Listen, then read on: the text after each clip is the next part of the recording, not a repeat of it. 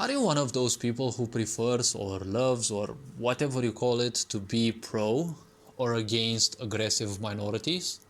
See, the very simple point of the European Union and the bozos who think they are ruling the world, they think that by allowing people to, well, by actually exploiting people's insecurities and granting them pseudo rights, and exploiting their ignorance as well, it makes them feel entitled, right? Because this society has one simple way of being, right? Ever since you are born, you've been lied about everything. But if you're ignorant, you don't simply realize that and you simply move on because whatever you know, whatever you see, whatever you hear is the only thing that can be, right? But a lot of people are waking up and they are realizing this simple fact, right? This society doesn't give you anything. So each generation is frustrated. When they have children, right, they pass on to those children their misery. This actually has been happening for thousands of generations till now. And the simple point is no one is teaching parents how to take care of their children's needs. So all their misery is passed on to the children and the children become usually better monsters, right? Greater monsters than their parents. Or at least they stagnate at a certain level, right? So this is a simple point, right?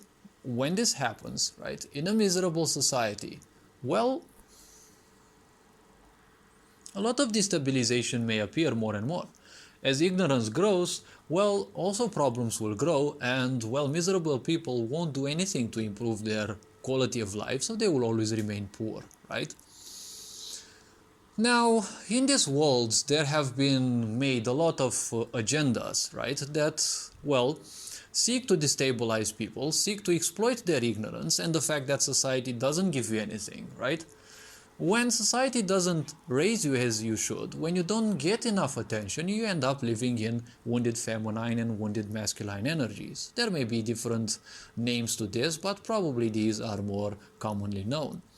Wounded masculine energy is typical in this sick society because it means that when you simply don't get the attention that you need, you are now in a race to prove everyone that you are worthy of attention, right? And you will seek to do all sorts of things, even if you're conducting some self-destruction, or you're even capable or willing to conduct some self-destruction in order to gain attention, because obviously you're a social being. When this happens, well, it is a problem because society can easily shape your perception, right? Because that's what a sick society does. It fools you into believing that its agendas are the only truth that exists. And once you end up in this trap, it is hard to be pulled out of because it is much easier to be fooled than to be convinced you have been fooled, right? Once something enters your perception, well, first come, first served. That's how the intellect of humans actually functions, right? The first idea put into your mind is that which you will be wearing as a banner your whole life, right? You're the banner bearer of all your beliefs. But beliefs are all outside sources, right? If your parents convinced you that you're useless, you're gonna carry that so long, like probably even your entire life. And funnily speaking, you may be the best in your field, but still you're gonna do your things and believe that you suck, right? When it comes to these so-called minorities, well, these minorities are just misguided sheep. They are people who are ignorant, just like you. They have been given nothing. Their parents most likely have been missing or haven't been giving them the emotions and the such that they needed, right? The attention that they needed. So obviously the sick society offers itself as, the femme fatale or wounded feminine energy. What this means is you're inviting everyone into your own suffering. You're teaching them and formatting them psychologically and emotionally to accept that your lifestyle is the best lifestyle, and not only the best lifestyle, but the greatest honor, right?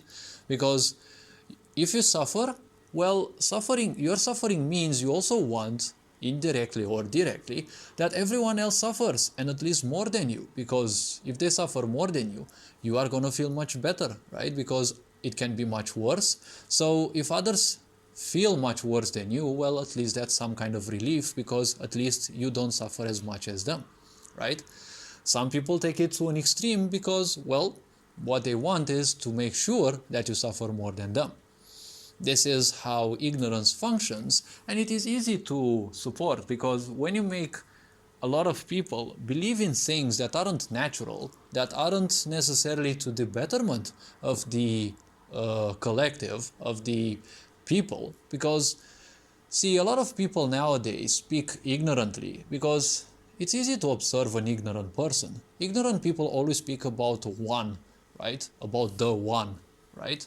It is something also that includes religion, because religion says there is one God and, well, nothing else. As if that God is one big entity, which is basically the same thing that narcissists think like. They are just them, and everything else is a separate resource that needs to be used, right? Similarly, God has created everything but is separate in a way from them, right? Because that's how ignorance perceives things. They are separate from everything, and they want to be separate, right? That is why they are easy to rule. These minorities can become dangerous because if they are given so-called illusionary rights, they will feel entitled to things. Obviously, it's easy to feel entitled when you haven't received anything, when parents have been missing, and you'll want, obviously, to prove people that you are worthy of attention. So you'll do whatever you do, right? Society has been functioning this way. Especially look at Christianity when it started, when the European expeditions went everywhere into the world. Whoever did not accept Christianity was killed, right? Because those people were taught whatever we are doing, whatever we are saying, it is the only truth that can exist. As I said, this is a dangerous way to live.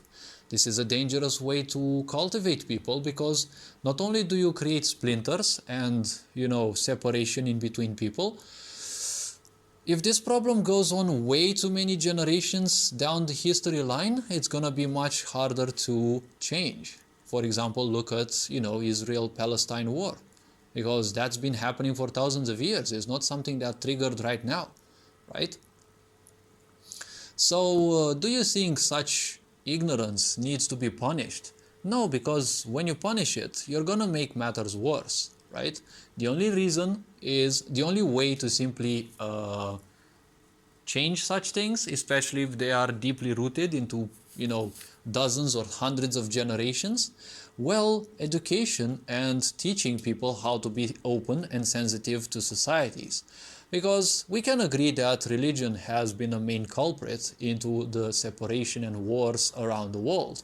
But simply banning religion and removing it from books is not going to do much. Because fanatical people will still remain fanatical. It is hard to change them. If you teach people how to have a better life, how to have a greater understanding of themselves, even if it will take a long time and a lot of people will try to boycott it, once you achieve this, some of the people can simply convert themselves, because they are going to have a lot of, they will be enjoying a peace of mind, right? If you teach people how to stay still, how to be still, and to have a peace of mind, a lot of the meaning in their mind will simply suddenly, slowly and surely start feeling useless. When this feels useless, well, obviously it will take a long time, but when this starts feeling useless, well, people will simply raise more and more into awareness. Once they reach certain levels, they will slowly and surely become more and more immune to these fanaticisms, because they will know that life is a certain process. It doesn't have any goal or anything, and you can set to do whatever you want, and you don't need to listen to other people's agendas to feel important. Once you realize that you can feel important by yourself and by what you do and your talents and your uniqueness, things like religion and the such will simply become less and less important. They may not disappear entirely from the world, which is not my point necessarily, but the very simple point is, as people raise in awareness, these things will become less and less important. So you don't need to fight against them. Remember, fighting against something means giving it your energy. So the problem is, you're making it only stronger. Once you fight something, you will always trigger a resistance. So a fracture, so a war. Two sides. This being said, hopefully this raised a bit of awareness. You are appreciated. Take care. Ferenc Board signing out.